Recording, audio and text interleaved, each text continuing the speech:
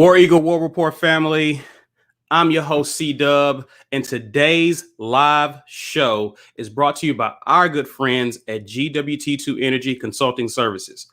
If you are a restaurant owner and you're looking for ways to save energy, then you need to go visit gwt2energy.com.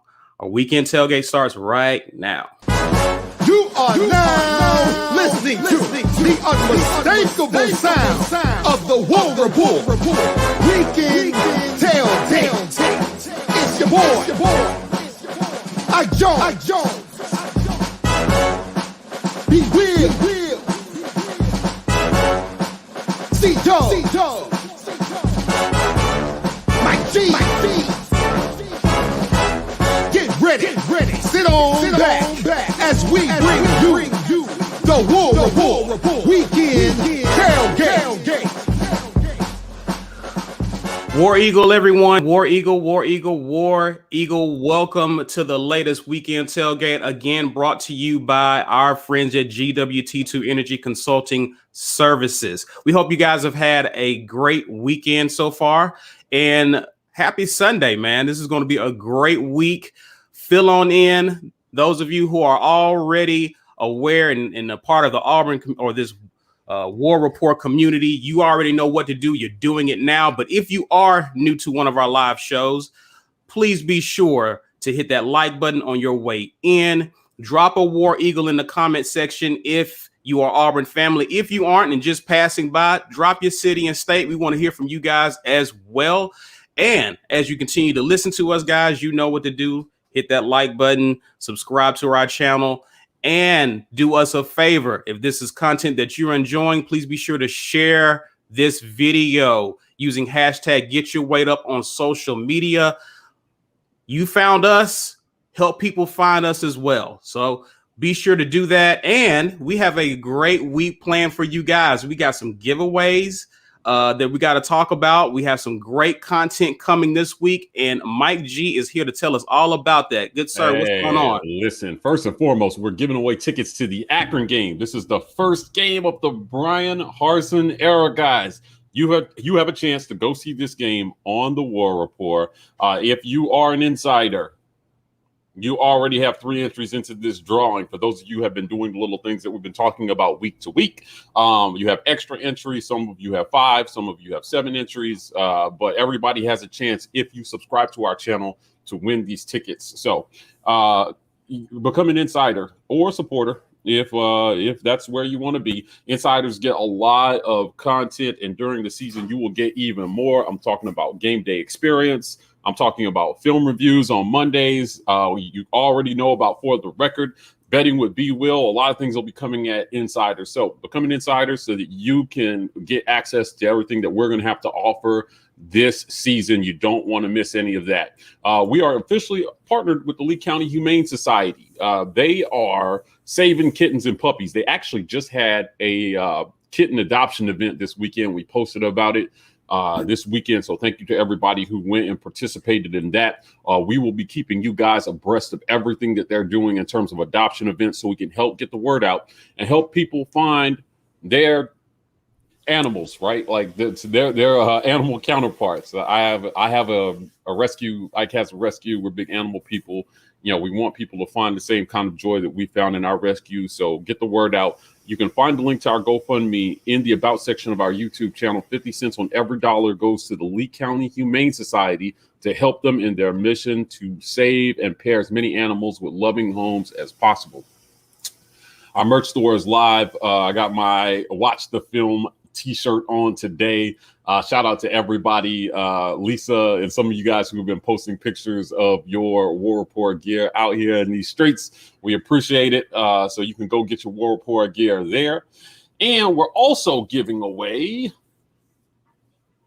this drawing by James Coleman. Listen, James is an extremely talented artist. We've already given away one. The first one we gave away was a Philip Lutzenkirchen. So hashtag spirit in the comments to win this drawing. We're going to send it out to a lucky winner today. Hashtag spirit. Please jump into this. We want to be able to give away more dope stuff. So in conjunction with the tickets, we're also giving away again, a lot of things we're going to have signed memorabilia to give away later as the season starts and we get closer to the season. So you definitely don't want to miss that. James is a dope artist, so he draws players. We get the players to sign the stuff, and then we're giving it away to you guys. Other than that, listen, tomorrow, right? We are dropping an interview with Zach Blackerby of Locked On Auburn. Zach gave us a great interview, and we talked about everything Bryan Harsin this offseason, all of it. You don't want to miss this. This drops tomorrow. So if you want to get an extra entry into our ticket giveaway, you can hashtag Akron on this. Hashtag Akron on this video, and that will get you an extra ticket into this drawing for the Akron tickets. So we want you to have a chance to win it. Give yourself as many chances as possible. As previously stated, insiders, supporters, you guys already have entries, but hashtag Akron to let us know that you have watched this video, and we will get you an extra entry into that drawing, and we're going to give that away a couple days before the season starts. So don't miss this interview with Zach. It was phenomenal. And last but not least, we got some podcast news. B, you want to jump in here and tell everybody about the podcast? Tell them about the Gun Line, boss. Yeah, for sure. Now, we are not going live every day to create brand new content because we have day jobs. But what we will do is take our Wednesday show, turn it into a podcast, and put it up there so you guys can hear everything we talked about midweek. And that is without the promo that you are currently hearing right now. It's streamlined, just the content, just the conversation for you guys to hear it. We're trying to get that up 2-3 days at the latest after the show. Again, day jobs. We would get it up quicker. Somebody give us $1 million and we will be set and we will have it up the next day. But until that time, we're working on a 2 to 3 day delay, but we're getting it up there, man. There's going to be more coming when the fall starts. When the season gets going, we will have other things up in audio form. So go find it wherever you get your podcast at and stay tuned. All right, perfect. Listen, we're excited about all the things we're bringing you guys. The podcast is just another one of those things. Brian's working hard on that, so you guys can listen a little easier while you're mowing the lawn, doing other mundane household and yard work tasks. You asked for it, so we're bringing it to you here coming. So yeah, keep an eye out for all that. I'm excited about the content that we're dropping. Gentlemen, how y'all doing, man? Listen, Doing a little better with Mike this can't news, stop I'm smiling. feeling. Of course. He can't stop smiling. Listen, lots of talk, and we're going to get into it about conference expansion. And shout out to my guy Lawrence Robinson. Listen, him and I have been kind of soul brothers on this whole conference expansion talk with OU and Texas, and like he feels a lot of the things that I feel. Most of it is Texas Longhorns go to hell, but like I don't know, man. There are a lot of thoughts on here. I agree with. We talked about it on our last broadcast. I agree with everything B had to say about why it makes sense financially to do this. But I do feel like this is icing on the cake that already has icing. So like, I don't know. We can get into it later. Yeah, it's been a lot of talk all about Auburn and everywhere about conference expansion, and so there are still some hurdles to clear in whether it's going to happen or not. I'm just going to be interested to see how they decide to handle it all. Yeah, and again, I think since then we definitely got confirmation that 2 of the schools that defected from that conference aren't happy about this at all. So right. It'll be interesting to see how this plays out down the road. But all signs are pointing to the fact that we are expanding. And hey, maybe we can treat Texas like a punching bag for all of its sins that it's committed in the past. Who knows? But right. Say this, they will become a small fish in a big pond. As opposed to the other way around. And technically, you can argue that OU was the big fish in the small pond in that conference. So it'll be, if you're going to be in the SEC, you're going to have to fall in line because there are more successful programs that have fallen in line. So you're just going to be another program in an already strong conference. So, but anyway, we're here to talk about Media Days. Media Days is in the books. The War Rapport is here to react and give our thoughts about pretty much what we saw from Coach Harsin, Bo Nix, Owen Pappoe, the questions that they answered, there was some. We got some things to talk about. Of course, Harsen, he went last, and so he had a very long intro into talking about how family is important to him, and it was a lot of things that if you have a soft spot for Auburn, it warmed your heart. He talked about how excited he would be to do Tiger Walk, how he would love to see Toomer's Corner after an Auburn win. He talked about just the tradition of Auburn and how he's looking forward to experiencing that for the first time. He also gave a big kudos to the Auburn family for how they've received him and his family as he's been grinding in the athletic complex, working hard, trying to put together a solid season for the Auburn family. He talked about how that's been very beneficial, and it has helped him and the guys who've moved here to do their jobs better. A lot of great things. Some of the things I do want to talk about is he got on the subject of vaccinations because, of course, that was what media was asking all of the coaches. So Harsin was like, I'm just going to talk about it. I'm going to go ahead and talk about it in my intro. And as a result, because you're the guy who goes last, you know what to expect. He ended up with 3 questions as a result, right? So one of the things that was highly talked about, I saw it in message boards, I saw it just social media, was the conversation that was made about vaccinations. And we have a clip here, or just a screenshot here. I'll read out a piece of, because he said a lot. We don't have the ability to capture all of it. But one of the things that Harsin talked about was part of the protocols. I know there's been a lot of conversations about the vaccinations, where teams are at. Our medical staff, they have those answers a lot better than I do. I think we're in that 60% range right now at this point. We're educating our players. We're making sure that they understand from our medical staff the pros and cons. He said a little bit more after that, but he went on to say this. So our goal is to educate and give them information, and then let our players make that decision. They understand the 85%. They've got a chance to hear and see and read all about those things. And I believe in our players.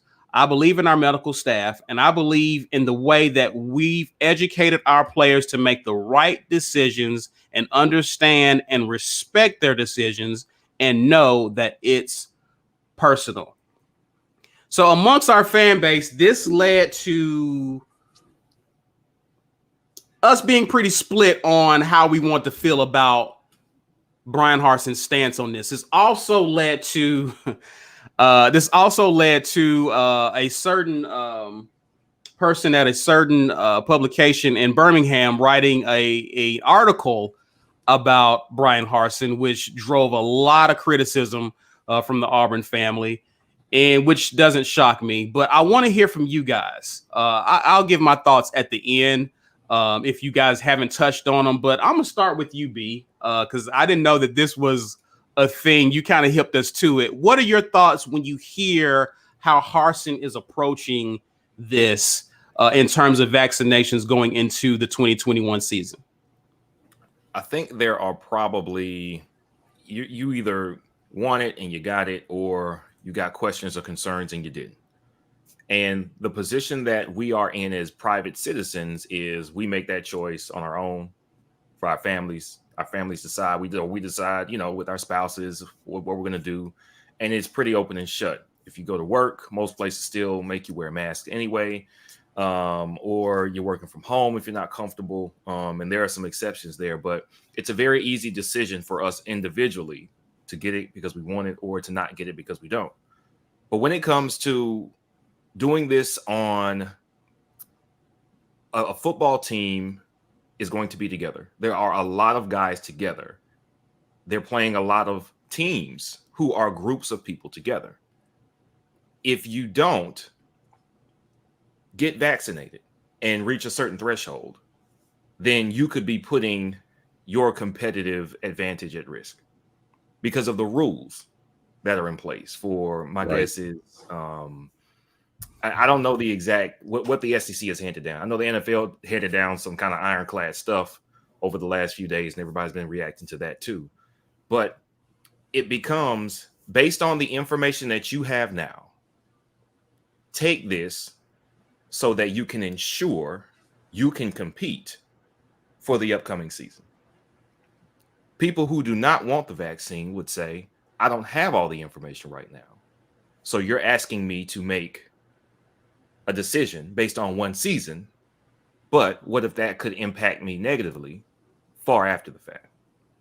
And that's the concern. That's the pressure on that side. On the other side, while it's still an individual decision, it is not an individual decision. If we are forfeiting games due to we don't get the vaccination threshold, or we have a breakout and not enough people are vaccinated to still be able to play with a very short, I think it's I'm working off the NFL's thing because again, I haven't heard the SEC's official numbers on this, but in the NFL, it's if you are positive but you're vaccinated, you got a shorter sit-out period. You have to pass a couple of tests in a very short span of time, and then you're back. If you're not vaccinated, you get tested way more often. You have to sit out for a lot longer time, and then after you sit out that time, you still have to test positive a certain number of times. Negative a certain number of times, and then you can come back. If you do not field enough players, or if you can't field some of your best players and you lose games that could have been won, what does that mean for the players who did not play? What does that mean for the coaches whose salaries are based on wins to some extent? Their statuses are based on wins to a certain extent. You're putting things at risk, and it doesn't mean it's absolutely going to happen because that's not the case. None of this is definite. We don't know that if you don't get vaccinated, you're going to get it. We don't know that if you don't get vaccinated and you get it, you're going to die. We don't know that if you are vaccinated, you absolutely can't get it. And there are no definite. So there's a lot of room for a judgment call to be made. But what we can say with certainty is that because of the rules in place, you risk being able to compete by having a larger number of unvaccinated participants, players, coaches, and the like. And what I would say is, how much does anybody risk anything for the sake of the team? I personally have never been involved with a team that puts more on the line than a college football team. I physically don't put myself at risk for other people that way. The people I would put myself at risk for, they're downstairs in my house right now. Like I'm jumping in front of bullets for my wife and my child. That's without question. But we're talking about football. Football is a part of their futures. It's the coach's career. It's your potential career. Is this 1 year that you're putting at risk? Does that determine your whole future? No. It's such a gray area trying to decide how to do what's good for you and what's good for the team. And what I find interesting is that there are certain times where we say you put it all on the line for the team. You put it all on the line for the sake of the team. It's not about you. It's about team. When all the information about CTE started coming out, a lot of coaches were like, that's nonsense because you're in here and you battle and you go to work for your brother. And if that's what it comes to, I'm working for myself and the person next to me and the well-being of my family with what I can earn. But I'm willing to do that to make sure all those things are okay. I'm willing to risk my safety and my health with whatever the damages of head impact are. But that's not quite the tune now. So it's not a tune. Some people actually retired early from the NFL. They were like, yeah, I've heard enough of the CTE stuff. I'm out. That was a decision they made. They said, I'm foregoing years of productive NFL playing because I've got concerns about my head and my health. Now, that wasn't everybody's stance, though. That was a decision that those people made, but it was a decision that only affected them. That's it. This decision, and it's unfortunate that we can't have all of the information lined up before we go into the season as far as what your risks are and exactly what the long-term effects of anything are. But it's still a choice you have to make. If you're going to play competitive sports at a high level, you have to decide you and your personal beliefs or the team's success. And that's a choice. I'm not saying it's an easy choice, but that's the choice that's in front of people. So do you feel like the way Harsin is going about it is a good approach, or how would you handle that being a head coach? As a head coach, I think you're going to hear a lot of different coaches have different approaches to it. If they are big, yes, I want it, so I'm going to get it, then I think it's an easy decision as far as what the message is they give their students and their staff. If you've got questions and concerns, then you're going to give your students and your staff a message that says, hey, this is what we're being asked to do, but here are my concerns. You may have concerns as well. And it's a personal decision, but it affects the team. And I don't know if you are the leader of the team, the message that you give and how you give it affects the team's attitude. Attitude reflects leadership, Captain. Just remember the Titans. That's just always in my head all the time, no matter what. I've put it here too. But I don't think there's an absolute wrong way to handle this unless you're telling people don't get it or else you're in trouble. I don't want you to get it. If he's making that decision for people or the other way, then that's a problem. You're getting it no matter what. No, that's not.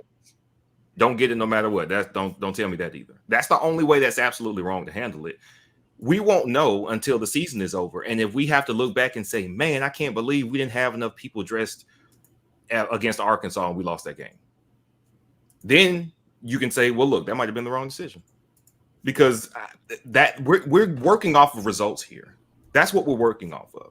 We're starting to get stats and numbers about COVID coming back and the percentage of people that are vaccinated versus unvaccinated. We are starting to get that data.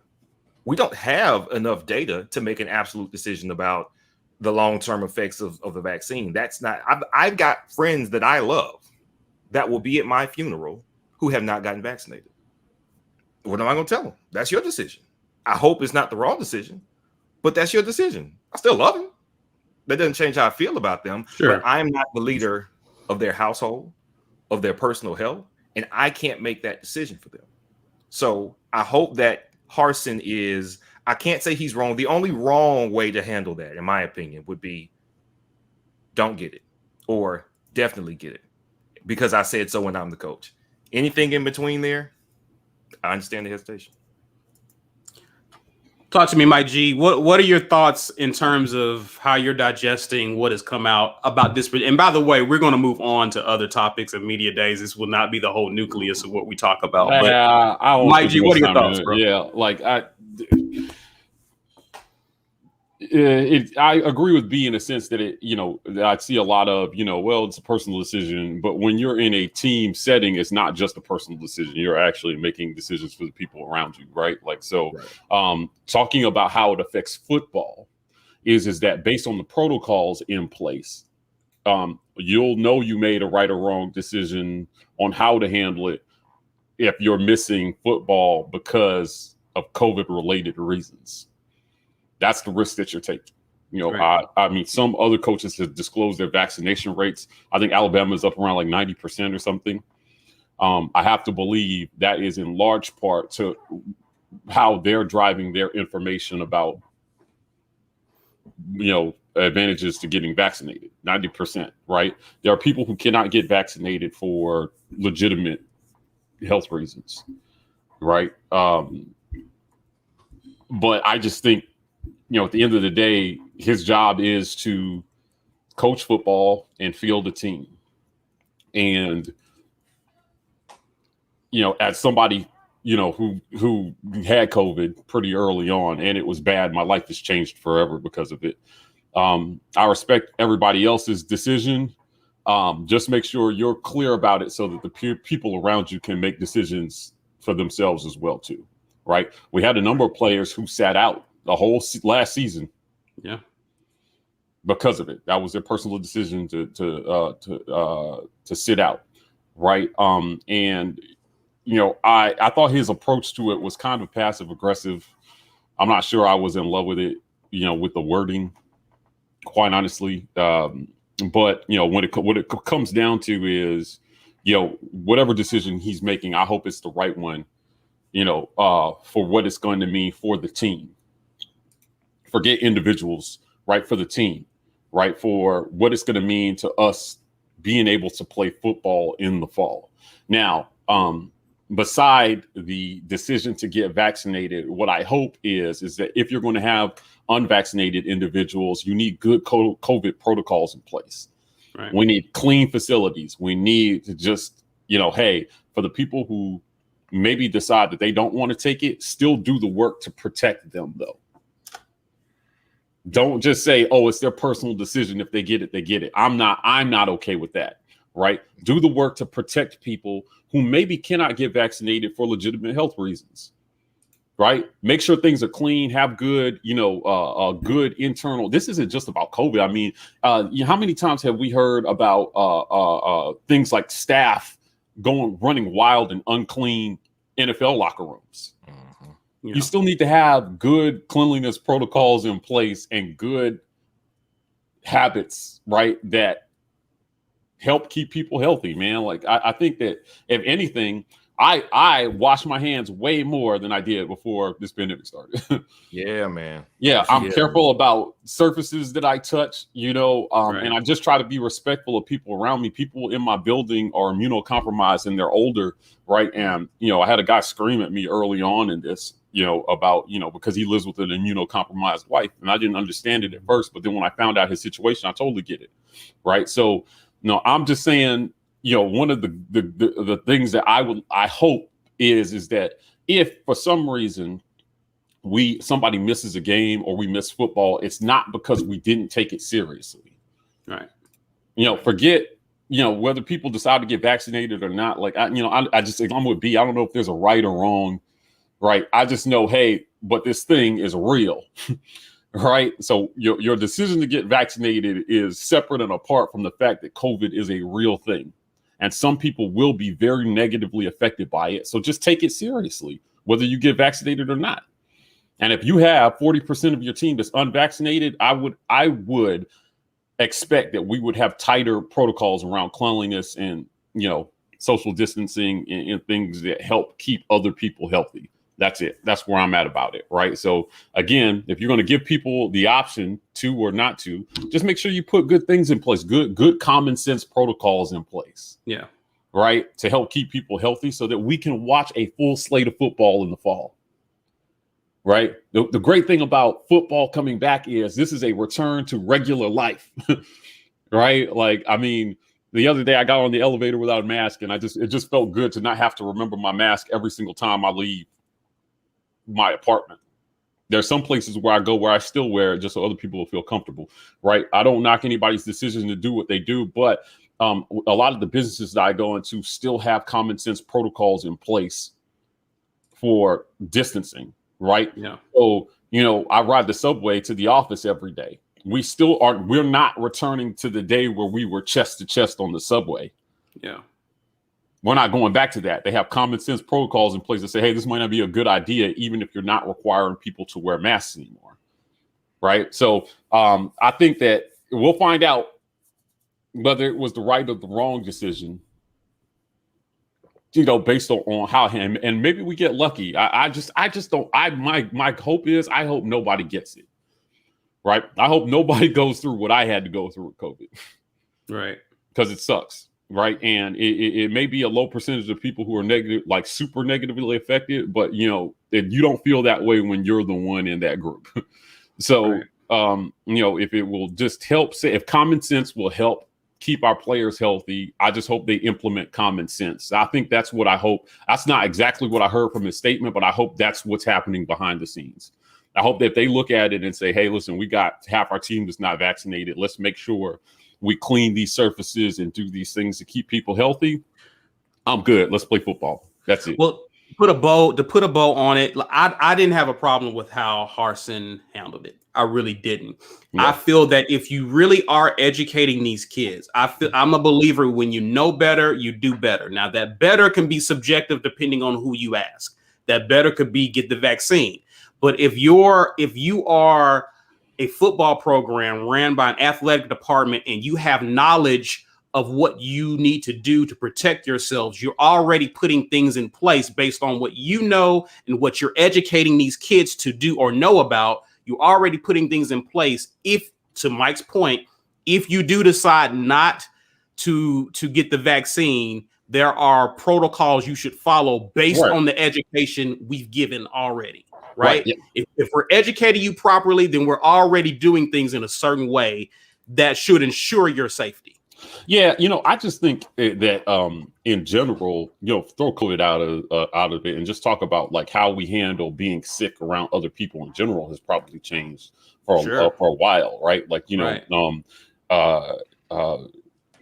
if I'm, I tell my employees, if you're sick, don't come to work. Yeah. If you have the cold, or the flu, there's nothing that I need you to do so badly that I need you to come into the office and spread it around to everybody else, so that we all get sick and then no work gets done. Right. Stay home. And I was different from some of my other fellow managers, and I'm like, how I work with salespeople. I'm like, this is all you need is a phone and the internet. Work from home. Right. Yeah. Right. Like, that's it. I don't need you in the office. You don't have to prove to me how tough you are. None of that. Like, I just don't want the flu. Please don't bring it to the office. That's it. Right. Yeah. So that we can, because my job is to make sure that, we're up and running and at full capacity. And if that means giving people a work from home day while they're sick, because you know how it is. Sometimes you're sick, but you're not so sick that you can't do anything. You just shouldn't be in a public space. You've downplayed what germs really mean, what they could really do. It's like, it's germs. Sometimes we say, man, it's just germs. But now, like, the last year has taught us that maybe we should take germs a lot more seriously than we have. Yeah, that's it. It's just respect for everybody else in the office, because while you may kick the flu like that, there's somebody else who might get it and be down for a week. Right. And if we could just avoid that by me giving you a work from home day, I'm good with it. That's what I mean by common sense rules. Right. Some managers are just like, look, you can wake up in the morning, you come to work. No, man, that's not what this is. You don't have to prove how tough you are. Stay home, work from home, and we're good. Especially right. So if you can do your job without being present together. Correct. Listen, COVID or no COVID, B. Will is now trying to only do jobs where he can work from home. You know how much time I've gotten back working from home? Right. Yeah, right. Eating lunch with my wife. I don't know. Listen, I'm not trying to go back into anybody's office if COVID never existed. Yeah. I'm kicking and screaming as my job is trying to bring me back. Yeah, but I want to stress, though, again, this conversation is not political at all. Right. No. Like, this is not a political conversation. It is literally just, how is this going to affect football in the fall? Because it can, it can. And we saw it all last year. It certainly did. Some teams handled it better than others. And in every league, sports league, you're seeing, I think one of the reasons the NBA bubble was so successful was because they had the strictest protocols around it. Yeah. I mean, they went months and months and months without a single even positive case. Yeah. Right. Yeah. Because of just common sense, regardless of whether people, and this was before a vaccine, there were just things that just made sense. Right. So I hope that those are the things that we're doing. Right. And I hope too, again, this is one of these topics that just you can easily get under people's skin. I just hope that as a community, we can respectfully agree to disagree. Yeah. With people. Like, if you're on the other side of it, it is what it is. You're not going to have 100% agreement on either side. Hopefully we can respect one another's opinions without attacks, personal attacks, all of the ridiculousness that comes with it. It's really a person's preference. We have to respect that, but educate yourself and do what's best for you. Go ahead, Mike. I hope this is an irrelevant discussion come fall, by the way. Seriously, I hope this is same here. Same here. Something that we absolutely don't have to talk about, because I want to see packed football stadiums.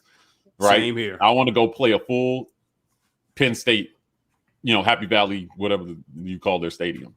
Beaver Stadium, I don't know what they are. Right. But I want to go see a packed stadium, and I want to get that full experience, because it's going to be amazing to just be able to go through that. Right. And I think if we just implement some common sense, we can have that. Well said. Do we want to take a midway point here, Mike G? Because I feel like the next topic we're going to be here a minute talking about that. Listen, if you missed it at the top of the broadcast, we're giving away #Spirit in the comments here. If you did it earlier at the top of the broadcast, I'm going to ask you to do it again. My system kind of did something weird, so I kicked everybody out. But please, hashtag Spirit to win this awesome drawing by James Coleman. We have got some pictures that he's done of players that we're in the midst of getting signed by those players that we'll be giving away. James is an amazing artist, so thank you to him for donating his talents to help us give something back to you. We're also giving away tickets to the Akron game. Now, I told you guys wrong at the top, right? What I need you to do is I need you to go to Facebook and I need you to share the Zach Blackerby interview, right? Tag the War Rapport to get that entry into this. So I apologize. I said hashtag Akron, but none of you guys have done that yet because it's not live yet. But tomorrow when it's live, go to Facebook, share this interview with Zach Blackerby of Locked On Auburn. He joined us to talk a little bit about everything Auburn. We talked media days. We talked the Harsen hire. Listen, Zach is great. I enjoy his podcast a lot. So he's a friend of the show. He's actually an insider. Zach Blackerby is an insider of the War Report. So friend of the show. Us, and we support him. So we appreciate Zach for giving us a little bit of his time. Speaking of becoming an insider, $5.99 a month will get you there. So just I've seen people signing up in the comments right now. You don't want to miss the stuff that we have coming this fall, particularly. I'm speaking for Ike here. The weekly film reviews are going to be amazing. So forget ESPN, forget SEC Network, forget all that. You can come to the War Rapport and just watch highlights on the War Rapport where we break down, sometimes with former players as well, too, where we break down what happened the previous Saturday. It's going to be amazing. Betting with Be Well is a segment if you're into betting. We'll be dropping that for you guys. We got For the Record. There's so much value for insiders. It's a lot for $5.99, guys, so please sign up. And last but not least, we are partnered with the Lee County Humane Society. We are saving animals. They had a kitten saving event on Saturday that we are promoting in our community. There'll be more news coming from them. So please stay tuned. You can find this link in the About section of our YouTube channel. 50 cents on every dollar goes to support the Lee County Humane Society in their mission to find puppies and kittens good homes. I got one. Ike's got one. We're animal people. You should be one too. So, hey, James, don't worry. Don't worry. We love it. And if they don't love it, we will take it from them and give it to someone who appreciates it. Yeah, it's all in my living room. Yeah, it's all in my living room. No, we love what you're doing. We appreciate you. Again, this is why I love our community, because we have people who are talented, people who are resourceful, who are just giving to the community. So I hope this becomes contagious, and people who have things that they like to contribute to the community will continue to do that. We started it with giving away shirts and mugs and things of that nature, and we hope that catches on as our community continues to grow. So, oh wait, I forgot podcast stuff. B, hit him with the podcast. So since Mike doesn't make the podcast, he doesn't publish his hard. You know what I'm saying? I'm slaving over the podcast. Wow. I came back to it. Is available. It's available everywhere you get your podcast at. It's gonna be the Wednesday night show. It's gonna be up within 2 days. So you can hopefully hear that on your way to or from work on Friday, getting ready for the game for the weekend. So you can hear everything we covered on Wednesday. Sunday show and building rapports will slowly work themselves into the rotation. We're looking at some Apple Podcasts subscription maybe for that top tier content. But if you want it quicker, if you want more of it, you got to find us some help. Retweet it when you see us tweet about the podcast, share this broadcast, do everything you have to do so that we can get off of our day jobs and do this a lot more often than we're doing it right now. That will help me get the time so I can put these up more often. We can bring you more content, and it's going to be a lot better once we hit this, 20,000 subscriber milestone. I'm putting it out there. 20,000 subscribers, man. That's what we want. Yeah, we got the podcast ready. Yeah. I'm here for all of that. Come all. And that'll also help too if you do this. Share our videos, guys, so that people can be aware of what we're doing, and also help to actually become a part of our community that we're continuing to build. Please be sure to use hashtag Get Your Weight Up. Now let's get back to SEC Media Days, because again, that was a lot that was said in Harsin's 30 plus minutes, or almost 30 minutes that he was up there. Woo! He was asked about his time playing Auburn. If you remember, that was the first opponent in the Malzahn era, if I'm mistaken, right? Yeah. We played Arkansas State at home, and he was asked about his what stood out about that game. And I thought he was going to talk about how loud the stadium was, or just so on and so forth. But he made mention of the gray unis that they didn't get to wear the previous year that they were going to wear first game. And of course, that would have resulted in, because I don't think they count as away jerseys, it would have counted as a 15-yard penalty at the beginning of each half. And apparently it was agreed upon by him and the previous coach that the previous coach would decline the penalty and they could just continue to wear it. Wouldn't count against them. Getting up close to the game, the penalties got accepted. And it's interesting that he mentioned or made mention of that at media days of all the things. Thoughts on this? Like, what do you guys think about Harsin's decision to bring that up? You know what? First of all, I'm okay with it because it happened. Secondly, seems like he's trying really hard to distinguish between what was and what is. Yeah. Here's what was. We had a coach who came to an agreement with another coach and then went back on his word before the game. Now, I'm not going to mix words here. I'm going to be very clear. That is a douchebag move. Straight up. That's Bush League. That's douchebag.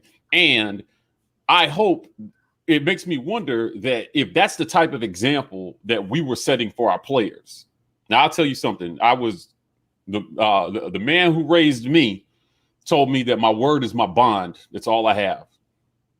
Without it, I have nothing, and I am nothing. Right. So if you made a simple agreement with another coach that you could wear those uniforms and that you would decline the penalties, and then you accept the penalties, like, is that supposed to be funny? Is that supposed to be gamesmanship? Right. And is that the example of leadership that our players were getting? That's why, we have beat this to death. And I'm just telling you, he decided to bring it up, which is why we're talking about it. But I really think he's trying to draw a line about like what kind of example he's trying to set for our players and what kind of culture he's bringing. Because they were in a culture with a coach who broke an honest agreement with another coach over something as simple as, what did you need? Did you need the edge on Arkansas State? Right. Did you need the 15 yards? Give me a break, man. I'm sorry. Like, I just feel like what a complete douchebag move, right? And I'm happy we have a new coach, because if that's what we were teaching kids, it was okay to do. I'm sorry. And it's again, you might think this is a much ado about nothing, but it's the simple things in life, right? Like, if you cannot display honesty and integrity in simple things, what am I supposed to think about bigger decisions? It makes me question everything that ever happened behind the scenes and led up to this change, right? And how many of the people making the decision to make the change knew about some of these things that were going on. Display character in simple things. Right. That's a zero. That is a net zero character move right there. And obviously it rubbed Harsen the wrong way because he brought it up. Yeah. Yes. He brought it up. Or we wouldn't be talking about it. So, in my Deontay Wilder voice, to this day, he's still talking about it. Yeah, man. Apparently he has not let go of that. Yeah, and if your word means something, that will stick with you. Yeah, it would. It would. That will stick with you. We made an agreement over something like uniforms. That's something for the kids. Right. It was inconsequential as to whether Auburn was going to win that game or not. Right. At the end of the day. And if he felt like he needed the edge, then that says even more about his ability as a coach. I said what I said. B. I'll say for the first time since I've been a true Auburn fan, that's when I came in as a freshman in 2002. We've got a coach that if for some reason the SEC championship came down to a hand-to-hand combat match, we would win. And that's pretty cool. I'm not gonna lie. When you sell toughness and determination and hard work, and you look like you got the handshake of Adrian Peterson, then you know what? I'm gonna buy it. I'm buying it, man. I'm buying it. It's not the other coaches. It's not like you got to be jacked to be a good coach, but I gotta think it helps when they see you in that weight room. Listen, he wasn't just doing that for show back in the spring. That was a real video. No, man, that's the life he lives. That's his lifestyle. That's his lifestyle, right? Yeah, he's living. If I had to put money on Harsen versus anybody else in the octagon, Harsen's winning. That's first. All right, hands. I can't disagree with that. Not only did he seem to want to separate himself from Gus with that comment, but also, man, I don't know. He seems to go like, all right, I stepped into this house and I've got to clean up this house a lot more than I thought I had to. As if to say, this was going to be, he made this job harder than it already was. And maybe he didn't know how bad it was coming in. I got to think coaches talk to each other. I got to think that that's somewhat of a fraternity. And that when you hear what Gus is doing over at Auburn, yeah, kids don't even show up on time. Well, we'll talk about that. We got the quote. We got for the sure. quote. Listen, he had 21 million reasons to believe that he had a lot more to clean up than he thought he did. That's all I'm saying. Right. That's true. So it wasn't just these comments. He obviously, Gus seemed to be so distant from Harsin as far as philosophy on team. I'm not talking offense because he actually gave Gus kudos as offensive mind, but philosophy on team, he said, no, we are night and day. This is a new team. This is a new culture. This is a new everything. Y'all can hang that Gus stuff up. I don't want to hear that. Right. I keep thinking about if anybody who has kids, like you leave something, you think something is set, and then they've been alone with it for like 15 minutes. We pack up my son's toys in this big storage bin in the living room so he can still get to it, but we pack it all up at the end of the day. Now, if you do something like you leave the lid off, because it's got like little snap lids on some storage, right? And he'll get in there and everything will be everywhere. And it's like somebody told Harsin, yeah, man, you can come in here and we've got the pieces. We've got some good recruits that we can get in here. We just think we need somebody to put it all together. And you're like, okay, I'll put that together. And you come in and there's doodle on the walls. Like, hold up. I didn't sign up for this. How did it get this bad? I think we had doodle on the walls here.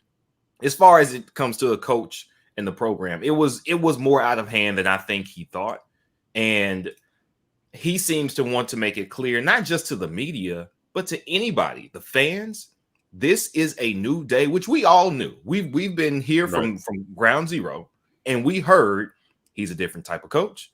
He is a order and militaristic style. This is going to be how it goes. Everybody's not going to like it. And sure enough, there was an exodus. And now we got other people in. I think it's going to be better than we expect. This season is going to go well because if he's that intense at media day, I don't think I've ever heard anybody be that. This isn't what it was. This is something new. At media day, he seems to be hammering that home repeatedly every time he gets in front of a camera or a microphone.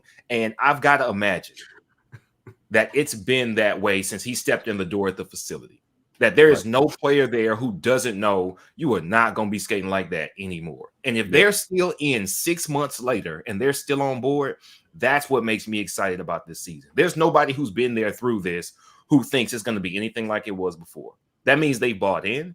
That means they bought into the strength and training program. That means that they bought into the discipline, being to meetings on time, finishing drills on time. That means that the hard work has already set in for those who are here. And one way that the transfer portal may have helped us, not just by getting players in, but by allowing players to leave who weren't going to buy in. So you just up that percentage of people who bought in. Maybe if everybody stays who was here before, it's like what?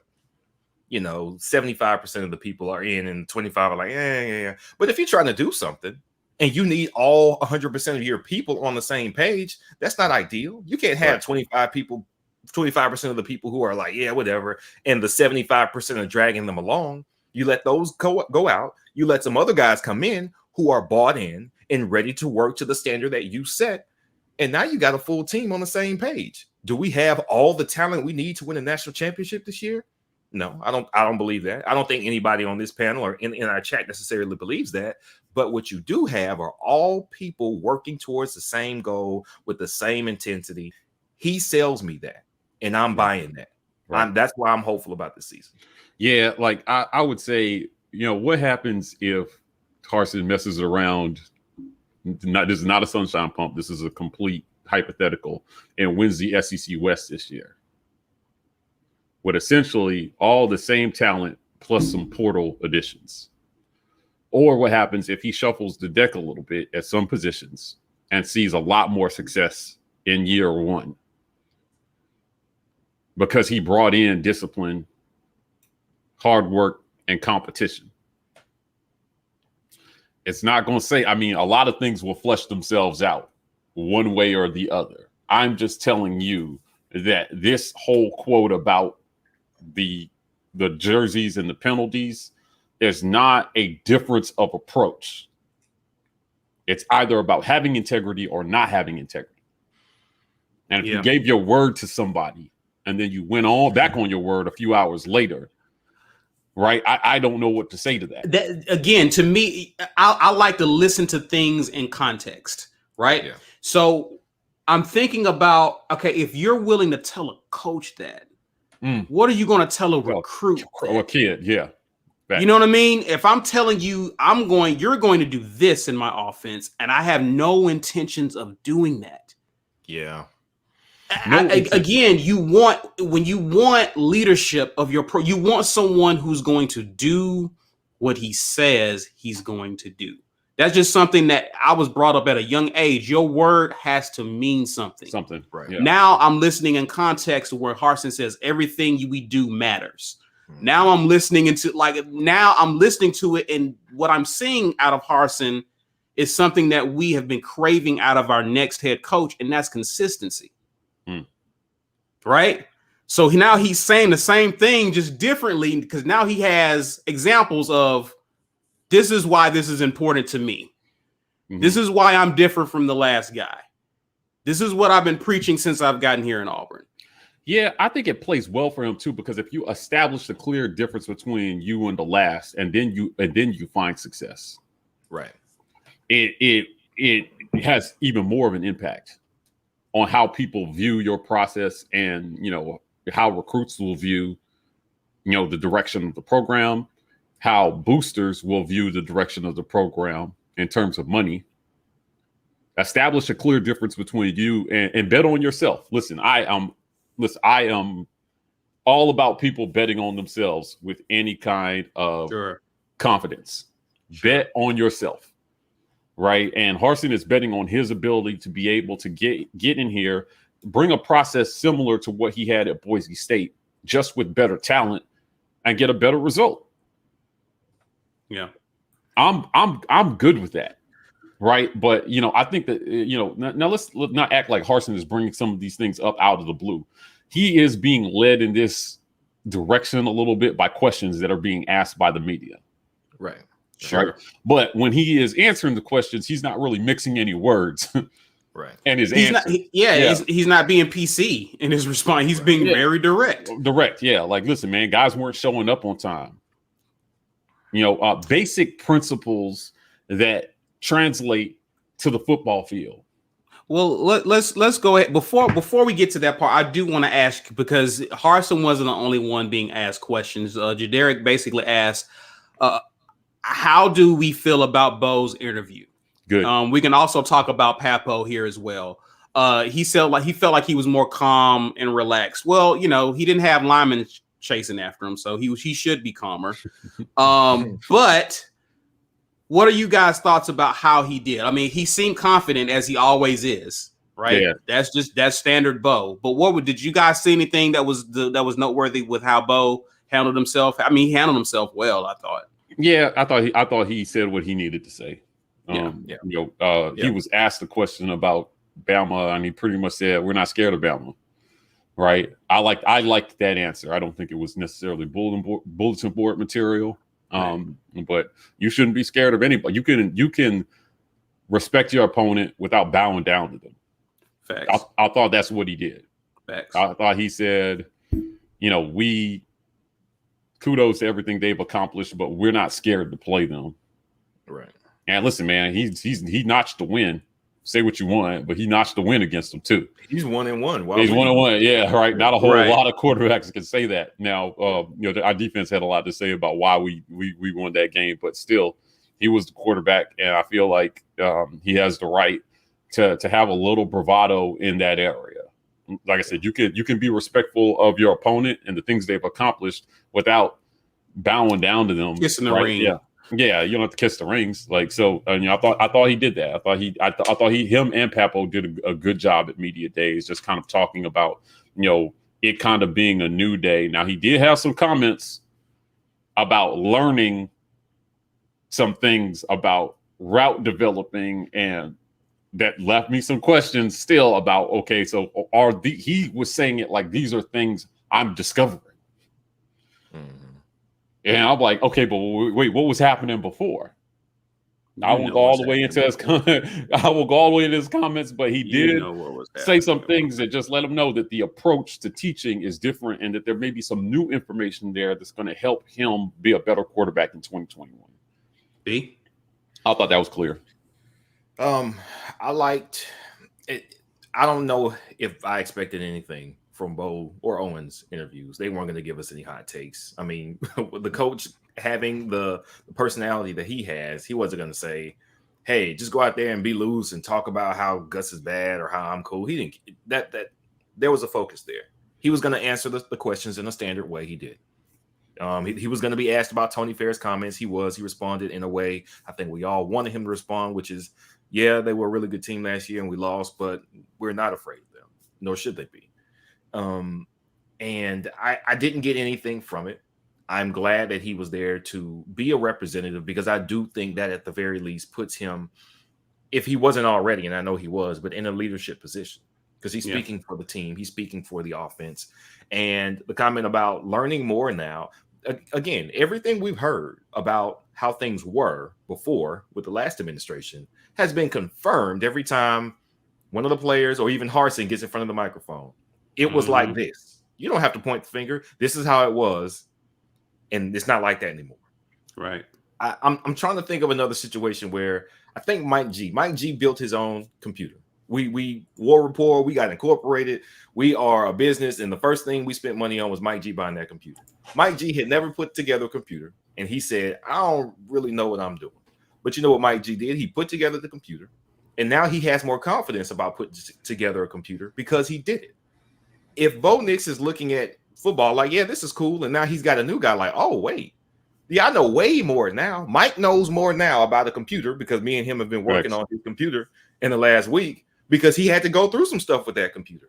And Bo's like, oh, yeah, so now I know I'm learning a lot more. What that tells me is before you couldn't have known that much about the fundamentals of playing quarterback and offense in football at a college level. You couldn't have, or else this new stuff wouldn't be so eye-opening for you.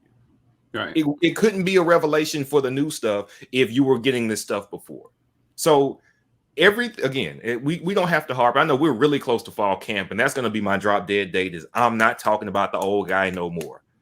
But we're not quite there yet. We got like a week. We were not adequately prepared and trained and accounted for as a football team on an individual or a team level. We weren't, and that is obvious. And I'm glad Bo has spoken to that. That makes it more than just rumor or conjecture. And I hope that these changes for him mentally and physically, with what everybody on the team is having to go through and the new standard they have set, I hope that yields dividends. Awesome. Well, listen, for some of y'all commenting, I hope this you watching live with us will yield you some artwork, because it's actually time for us to do the giveaway, Mike G. Yes, hashtag spirit in the comments. I accidentally had everybody booted earlier, so if you commented earlier, just drop another hashtag spirit. I'm going to give everybody a couple of minutes there. As B said, we've been working on my computer, so there are some things going on there that I don't want to talk about, but I see everybody jumping in here as we go. So I've got 34 entries. I got over 220 people in here. I know there were more people into that, so I'm gonna give everybody a fair chance to jump back in here before we draw. These are drawings by James Coleman. Like, just James is extremely talented. I sent him some drawing requests last week that he's working on. He sent me some drafts, and the players that we've had come on and do building rapports, we're going to have drawings of them, and we're going to get that artwork signed by them to give to you.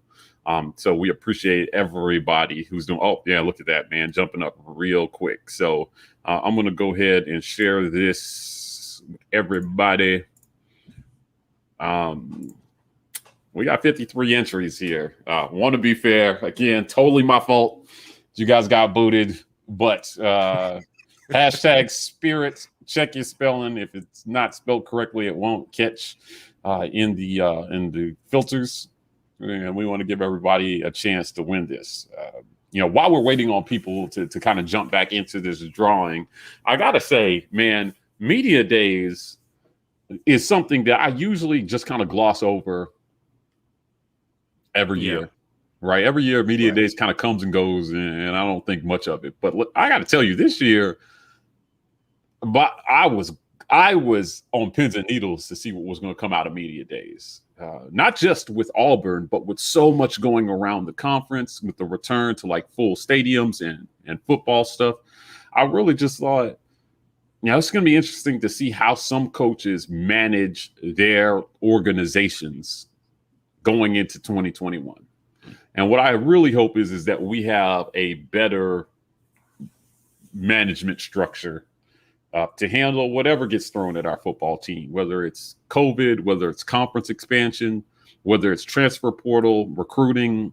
It just seems like we have better structure in a lot of areas that maybe we wouldn't have had before. So I'm very grateful and thankful that we got the coach that we got. He seems to be saying a lot of the right things. I'm behind him 100%. So that being said, we're up to 65. I'm on the roll it here. Hashtag spirit. You got a few more seconds to jump in before I hit the draw button. Draw. Who's it going to be this week? Who's it going to be this week? See some of the names here. Our regulars. Oh, Michelle Carrazas. Are you here, though? But you have to be here to win. You got to be here to win. We'll wait for it. Yep. Listen, they've been watching us for a long time. And you can see, I think they're our first Facebook winner. That's true. Yeah. Yeah. They're watching. Yeah. Listen, we love all our subs, but we appreciate when you guys come over to YouTube. You can still watch on Facebook for now. But are you guys in the comments? Drop us a comment. We definitely don't want to have to redraw, but per the rules of society, I have to redraw if you do not say that you're here. So hopefully you're watching in real time. Michelle Creel Rogers, be with us. Because if you're not here, the mob will make us do it again. Yeah, they will make us do it again. Uh-oh, he's dancing stupid. Let's go. You got to drop a comment. Got to be present to win. Those are the rules. I cannot change them. Apparently not here. I saw them earlier. I saw them earlier as well, too. Unless they're behind or watching, Clifford Radney says, go. Run it. James Barnett says, run it. Oh, man. Spin again. Yikes. I really hate that I had to do that, but it had to be done. Let's see here. Who's it going to be?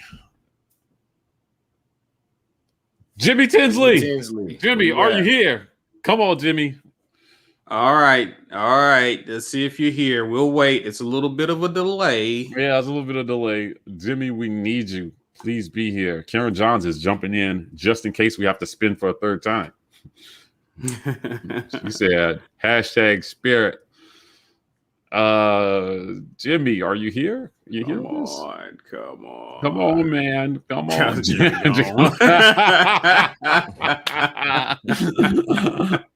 love when you guys do that. Corey That's put funny. his back in again. Yeah, right. I'm up to almost 70 entries here. Jimmy, really? Wow. Oh man, they put Man. us on and then they went to go pour a drink and didn't come back. This is No. why you gotta keep watching, Watch it, guys. yeah. You gotta keep watching. So they're starting the countdown. Oh man, Jimmy. Oh wait, There was you that go. Jimmy? There he goes. There All you go, right. Jimmy. Yeah, okay, Jimmy. All right. Hey, all Jimmy right. Tinsley. Yes, we see you, Jimmy. Thank you so much for watching the War Rapport. We need your to send us your address, business@thewarreport.com. That's business@thewarreport.com to claim your prize. And we'll get that right out to you in the mail. So business@thewarreport.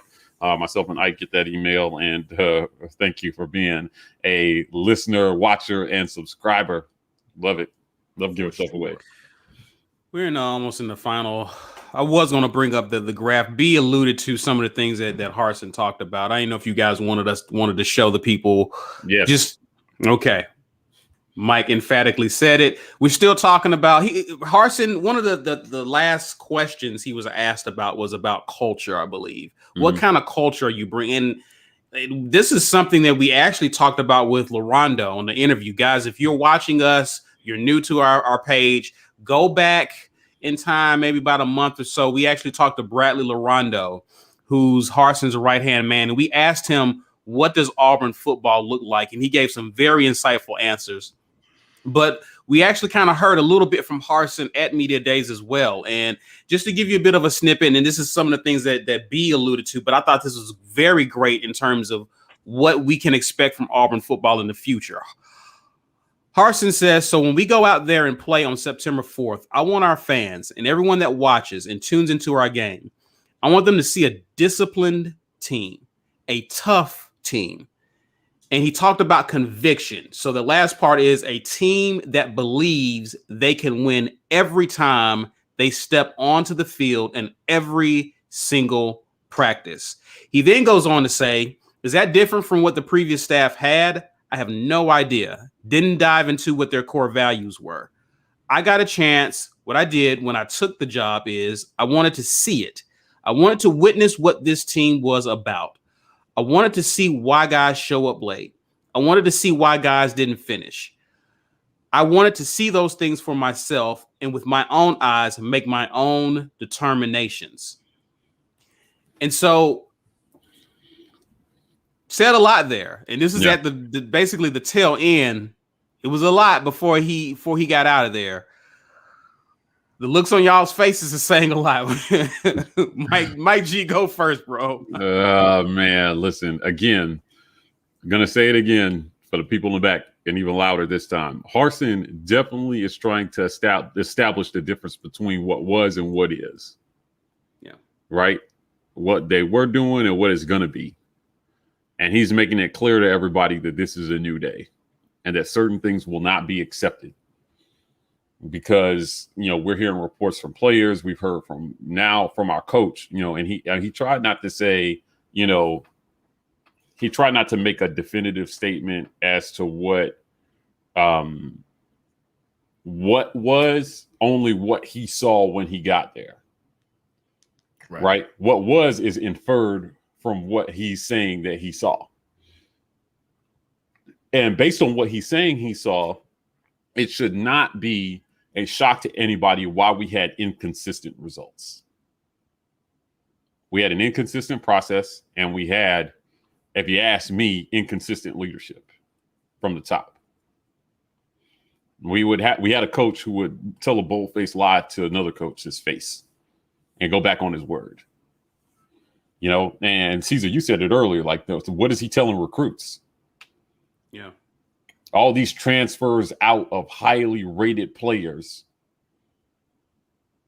What did he tell those guys that they felt some kind of way about? And they left. Because the head coach told them something that he had no intention of honoring. Say what you want, man. Like that wasn't a mistake. When he made that agreement with Harsin about the jerseys, he had no intention of honoring it. What other explanation can you have for him going back on his word? And Harsin went public So if there is an explanation, I'm willing to hear it. Say it out loud. Say it with your chest. Let us hear. Let us hear why you couldn't keep a simple agreement between you and another coach. Yeah. Right. So this statement to me says that it's time to move forward to something that is better. And as fans, he wants us to be able to look upon his work and say and be proud of what we're watching. Win, lose, or draw. Maybe we didn't win, but when we're looking at it, we're like, our team fought hard. And we didn't lose because of lack of effort. Right? You know, I think when we do lose a game, it'll be interesting to hear how he takes responsibility after a loss. Is he throwing guys under the bus, or is he saying, it's on me, I'm the coach, it's my job to have us prepared. If we weren't, that's on me. Yeah. I really want to I want to hear how he handles that losing press conference that first time. We go up to Penn State and we take an L, which flip a coin, right, on whether that's going to happen or not. Yeah. I want to hear what kind of language, because there are going to be some L's on this schedule. And we start SEC playoff, LSU, Georgia. Or Georgia, LSU. Is it LSU, Georgia? LSU on the road, then Georgia home. Yeah. We start SEC playoff going to a place we haven't won in 2 decades. What's he going to say after? Win or lose? Right. Right? And he's trying to set the stage for what we're going to see even in losses. Even if we lose a game, we're still going to see a team that we can be proud of. Now, I said this, you know, B hates when I refer to him, but, you know, in that 2019 Iron Bowl where we epically beat Bama, 2 pick sixes, I enjoyed that guy. Caesar, we watched that one together. I remember being in your basement just yelling and screaming at the wall. Enjoy. I thought to myself, if I were a Bama fan, I wouldn't exactly be hanging my head about this loss. You know, and I want a little piece of that, right? Because their backup came in and despite the 2 pick sixes, still threw for a lot of yards. Yeah. And a lot of touchdowns, right? And there was nothing there in that loss that suggested that their program was moving backwards. Right. That's what we're trying to work towards. And this isn't a comparison to Bama. I'm just saying in general, right? Teams like pick a school, Clemson, Ohio State, any of the schools who are perennially at the top of the rankings every year. They may lose a game here or there, but you never really look at those schools and feel like the sky is falling. Or that they have no business being on that field with that team. Correct. Right. Unless you're Notre Dame. So like the idea the idea that Harsin is trying to move us towards that as fans. Now I think he said it. He said something I thought was important. He addressed the fans. He was talking to us guys. This man was talking to us. I want fans to be able to look at the product that we put on the field and be proud and see discipline and see hard work and see competition. Man, he said something. He was talking to me. He was talking to you. He was talking to everybody in these comments right now. That's great. We have a coach who gets it. We do. Name me a time where you heard Gus say something like that. I'll wait. While we're waiting, I don't know if there's a delay. Oh, no, you're here. I don't know if there's a delay, but Michelle, we'll hit you up. We actually had to do a redraw and end up giving it to someone else. But we'll reach out to you on Facebook. We know where you live. Yep. And we'll get something to you. We'll get something to you. So we'll have to look into that, because I think, to Mike's point, I think you are the first Facebook user, so we don't know if there is truly a delay from our lives. So there's a very possibility you was here the whole time. It just could have been delayed. So we'll make it right with you. Yeah, same. Business at the War Rapport. Just go ahead.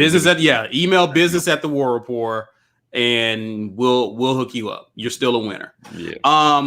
B, any thoughts? Any thought? Because you started going down that path. I stopped you. Did you have any new thoughts to what we heard? No. I mean, Mike said it. I talked about it a little bit, but new dude, and we didn't quite know the situation we were in with the old dude until the old dude got out of here. And I don't know there's any way that we could have known. That first year covered so many transgressions for Gus. He got the benefit of the doubt. Maybe not internally. Internally, apparently, administration was beating him up on his back. His own coaches were beating him up on his back and behind his back. And he didn't have the support of everybody. And to a certain extent, I know why that would be troublesome for anybody. If you're trying to do a job and you are trying to do the best job you can do, and you've got people, taking swipes at you inside your own locker room or inside your own facility. I know why that would be hard. But on the other hand, it makes me question, if you had everything together, then why would they be bothering you? The fate of your endeavors, your success means success for everybody who could supposedly be tearing you down. They may not like the way you do it, but I promise you, if it was as simple as, hey, we want you to go back to a running quarterback and you want a pro style one, if you get a pro style one and then we go in 10-2 2 straight years, then they're off your back. But if you're going 6-6 or 8-4 and then losing, the majority of your bowl games, then maybe they have a reason to gripe. And it wasn't as simple as who you got in there. It wasn't as simple as the play calling. It was culture. This is what it was. So, hey, we not only did we get a new coach, we completely did a 180 culture wise. And if nothing else, we got to see what the results were from the last guy's philosophy on team. Give this new guy a shot. I'm ready to see it. Right.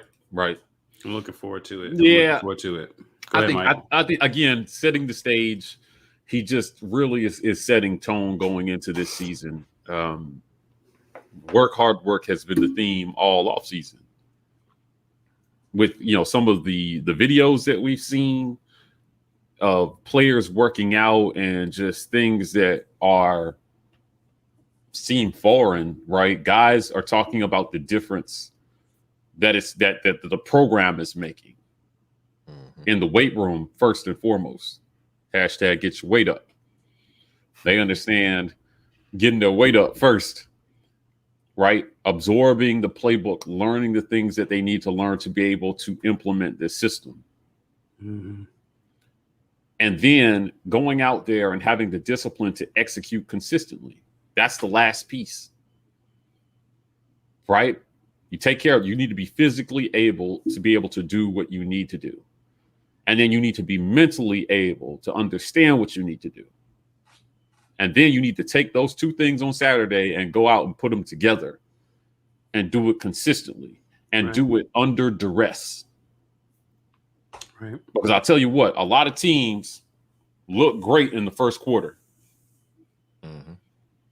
But once fatigue starts to set in and the other team is making in-game adjustments and adversity hits, what does your mind and your body revert to? Right. So I'll talk about it from the quarterback position just a little bit as well too. Right. You have fundamentals. You have things that you're supposed to do. They're easier to do in the first quarter. They're harder to do in the fourth quarter. When the defensive coach has seen a whole 3 quarters of how you react to everything.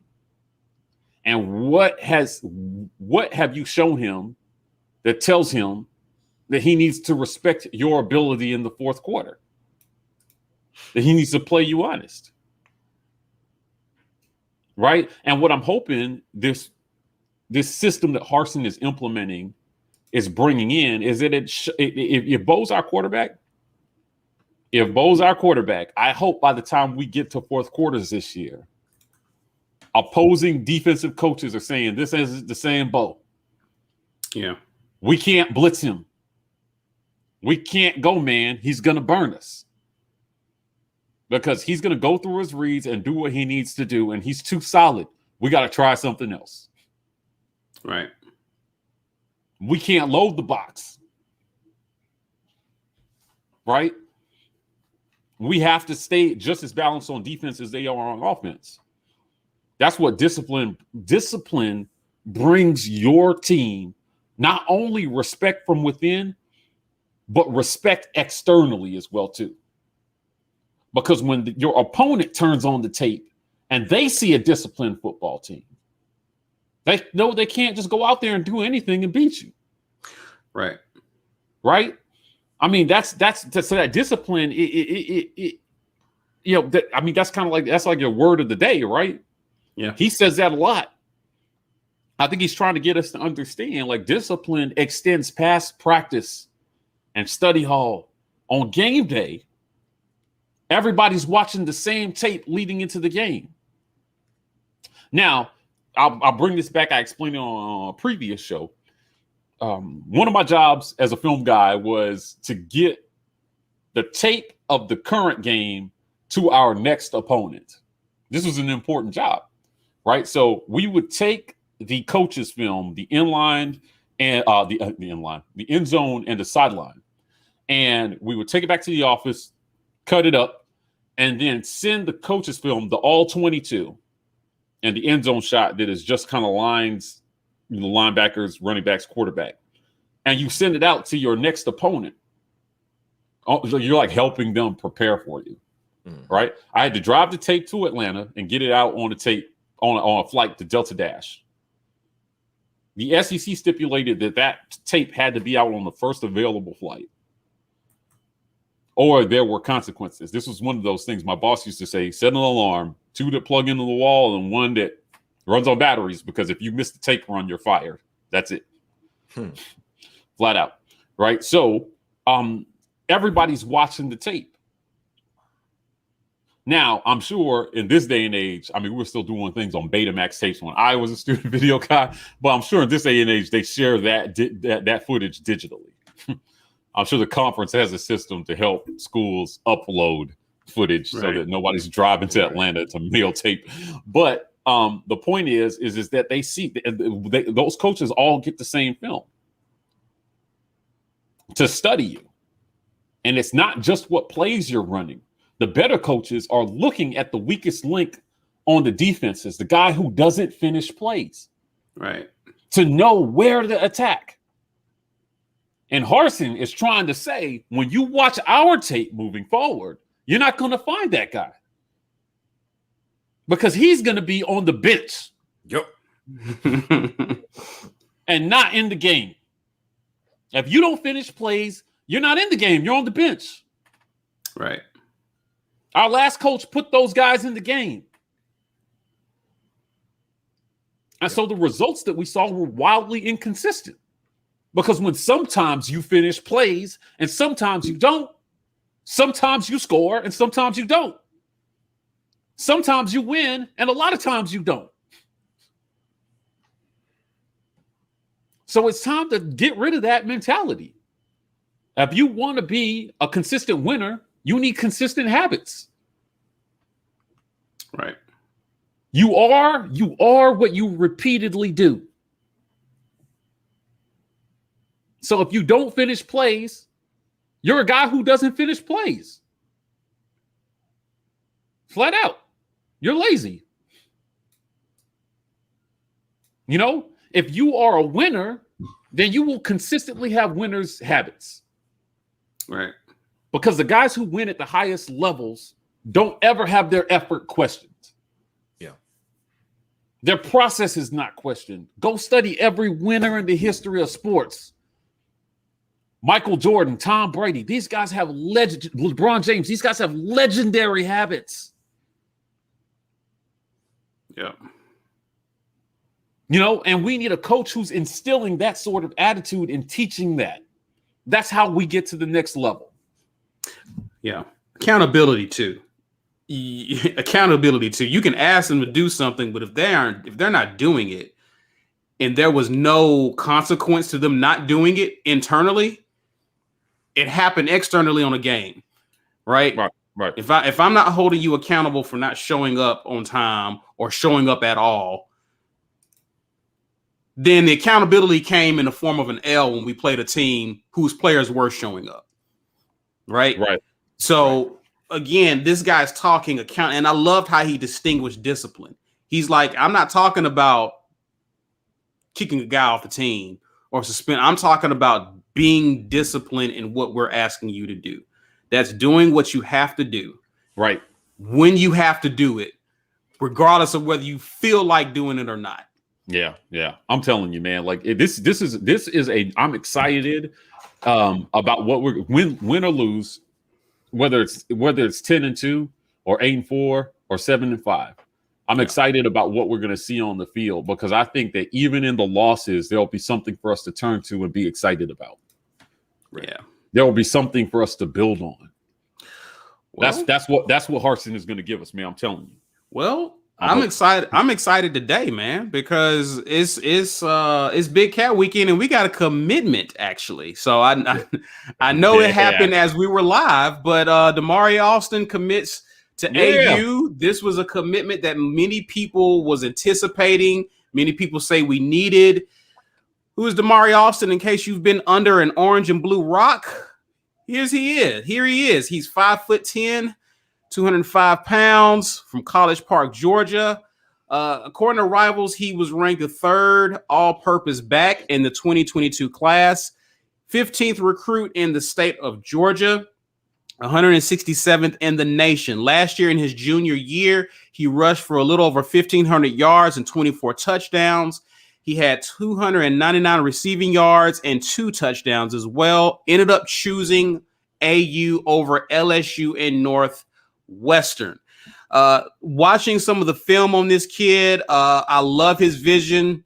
Good pad level. This kid can catch the ball, obviously, is evidenced by his stats. Good hands. He gets a lot of yards after contact. He seems like an incredibly solid pickup. I don't know if Mike G, you, B, Will have had a chance to check out any tape on this kid. But what are your thoughts about us picking up this guy? We know that Shivers is a senior this year, so he will definitely not be around when this kid gets on the campus. So the importance of this pickup and what he brings to the table. What are your thoughts on this kid? I'm going to go with you, B. Will. I think this is the first time where we're getting a clear heir apparent as running back one. Tank is running back one, unquestioned, without a doubt. We know that Shivers is an RB1. We know that, but he can still contribute. But regardless, this is his last year. If Jarquez Hunter is going to be the guy going forward, then that's fantastic. I'm glad we've got one of those guys on the roster. But you need more than one of those guys. You do. You need 3 running backs who can compete. You need 3 running backs who can contribute, and there not be you're kind of in there. Maybe you can do it. We've had a lot of that in years past. Malik, not Willis. What was it? Miller. Was it Miller? He was a running back for us. Malik Miller, yeah. Miller, yeah. He contributed, but you never really got a sense that he was what Carry-On was going to be when he replaced him. Or Cam Martin, same thing. He was a smaller back, went down kind of easily when he got contacted. So he can't be the all-purpose back that you need him to be if your number one guy goes down. We lived and died by Carry-On Johnson in 2017. You don't want to have to be in a situation where your number one running back goes down and now your offense can't function the same way. So what we look to have is Tank has one more year after this season. We're going to have Tank. We're going to have Jarquez 1 year in the system, and we're going to have a true freshman running back where either any one of these guys, we can be good. Maybe Tank is great. Maybe this guy can be great. But at least I'm comfortable knowing that if one of these guys goes down, we've still got a 2-headed monster at the very least, and we don't have to stall out the entire offense. That is fantastic news. As a matter of fact, he mentioned the connection he had with Tank as a recruit coming from Georgia, seeing what he's been able to do on the field. I like this. I think Tank was his when they pair the recruits up with players, Tank was his guy. Smart. Great. He's going to have that running back here to tutor him when he gets here next season. And we could be going into the year after that already stacked at running back. So I love it. Love it. Like, G. I like it.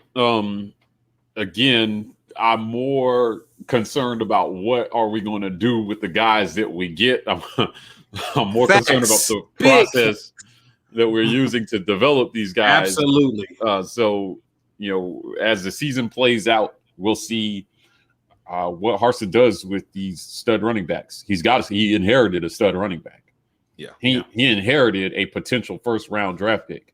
Yeah. Yeah. So seeing what he does with Tank will tell us a lot about what we can expect out of Jarquez Hunter, you know, and this kid that's coming in, Damari Alston. So I'm excited. You know, for those of you worried about stars, he's a 4-star. I still don't think that it matters. You know, I think that when it comes to stars, coaches who can develop don't worry about stars. Right. And I think that coaches who worry about stars probably can't develop because they need the stars. Yep. So, you know, stars will take care of themselves if you prove you know how to develop. Right. Because it won't be the 3 stars and the 2 stars running to be developed by you. It'll be the 4 and 5 stars because they're going to know you know what to do with their talent. Right. Right. So, you know, if I'm Harsin, job number 1 is make sure Tank is a 1st-round draft pick. Mm-hmm. Oh, for sure. For sure. Right. Make sure Bo doesn't last 2 more years at Auburn. Either make him a draft pick or move on. Yeah. Right. And I love that. And show kids that you know what to do.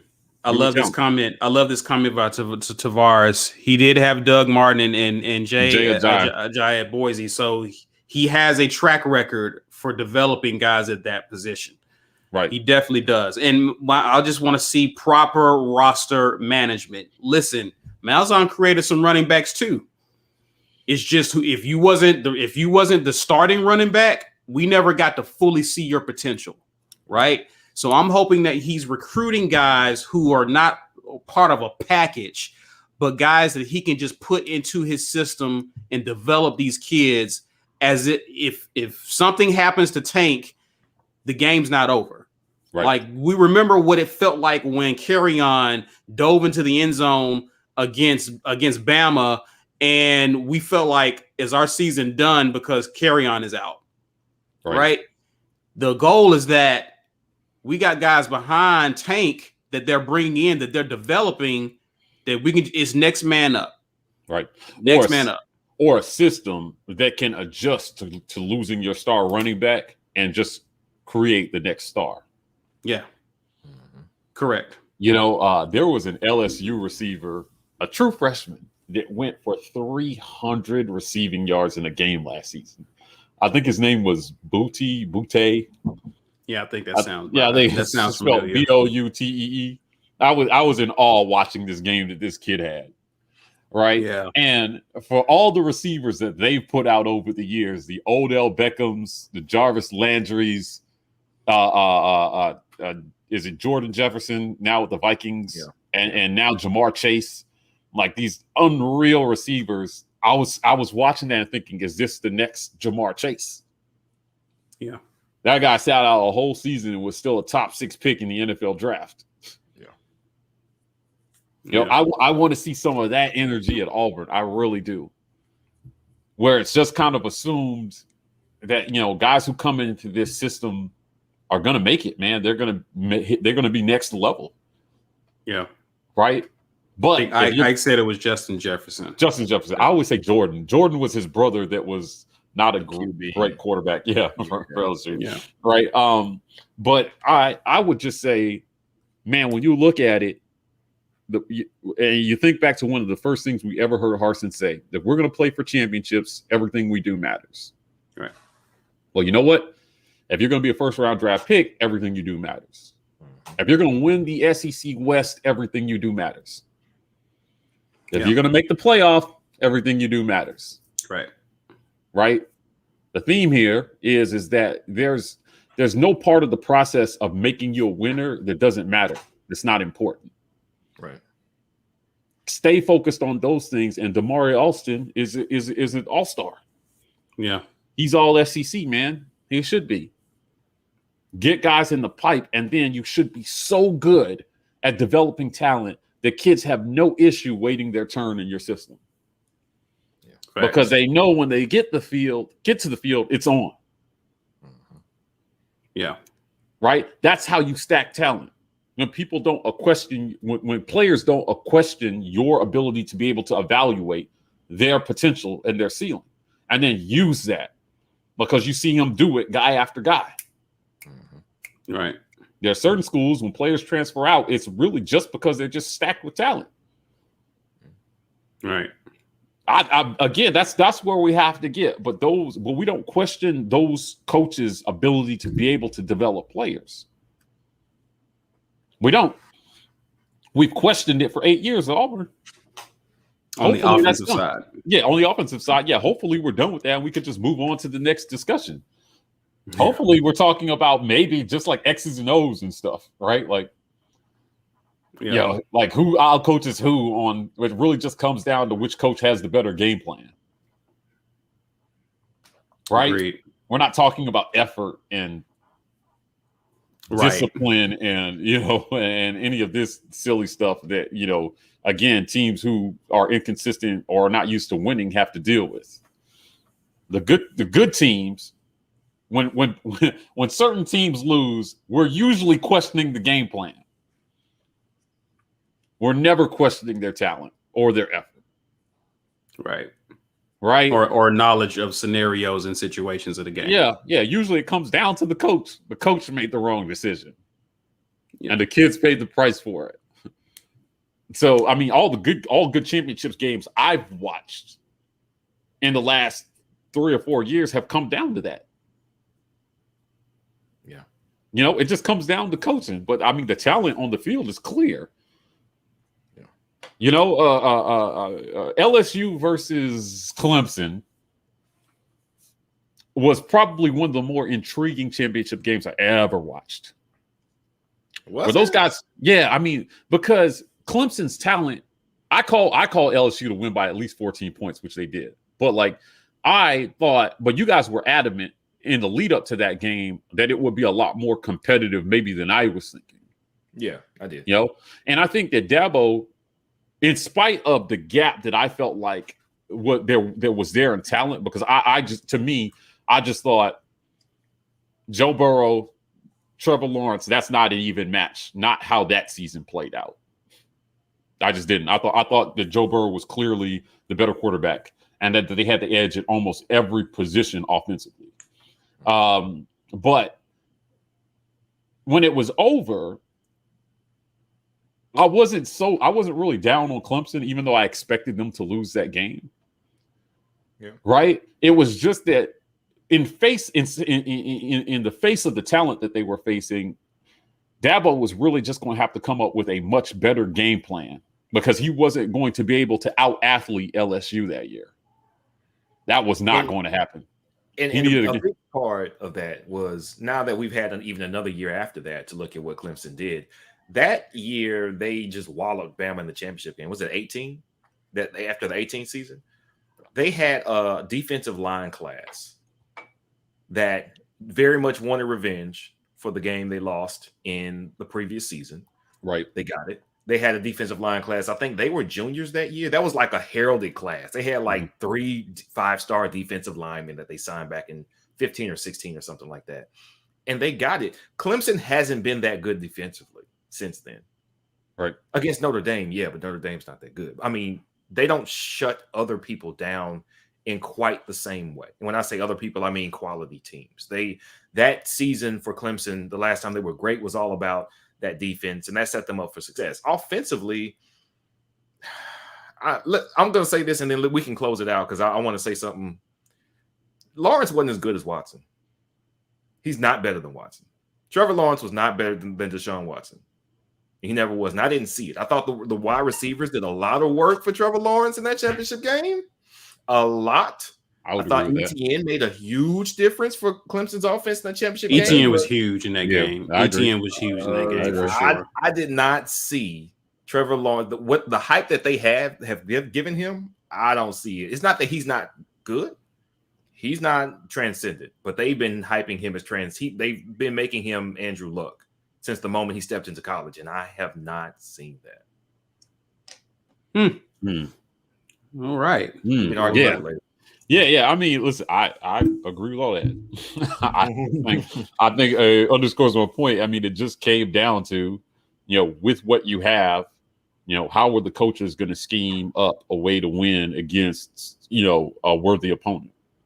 Yeah. And those are the conversations I hope that we're moving towards. When we're breaking down the film, it's less about what kind of effort did a player give and more about, did the coaches come up with a good game plan for our guys, to be able to win this game. Those are the better conversations to have in my book. Well, guys, we've given you your money's worth today. We've had a lot to talk about. There's even some things we still could have talked about as regards media days. But thank you guys for hanging out with us for sure. Mike G, remind the people of what we have coming this week, sir. Man, listen, become an insider. I see everybody. Shout out to my guy, Owen Bullington from the Plainsmen signing up as an insider. We appreciate you, Owen. Looking forward to working with him. We've got some great things coming down the pipe here. So insiders, you guys will have access to film breakdowns. A lot of the stuff that we're doing is going to be a fantastic time during the season. We are giving away tickets to the Akron game, the first game of the season. And we want you to be there on the War Rapport. So as always, if you want to enter that, we're dropping a interview with Zach Blackerby of Locked on Auburn. Share this on Facebook tomorrow when it drops, and tag us at the War Rapport to get your entry into that drawing. I'm going to be. This was a tremendous conversation with Zach. He's had some really, really good guests on his podcast, and during this we talked about NIL. A little bit. Caesar asked him about NIL because he has partnered with some players in that regard. So he has a unique perspective on name and likeness and some of the things going on there. We don't want to miss that. So Building Rapport is back this week with that segment tomorrow at 11 a.m. Eastern, 10 Central. You don't want to miss that. But again, share that on Facebook. Right, share that on Facebook and then tag us at the War Rapport on Facebook to gain an extra entry into that drawing. So shout out to our winners of our raffle today. You can visit our merch store.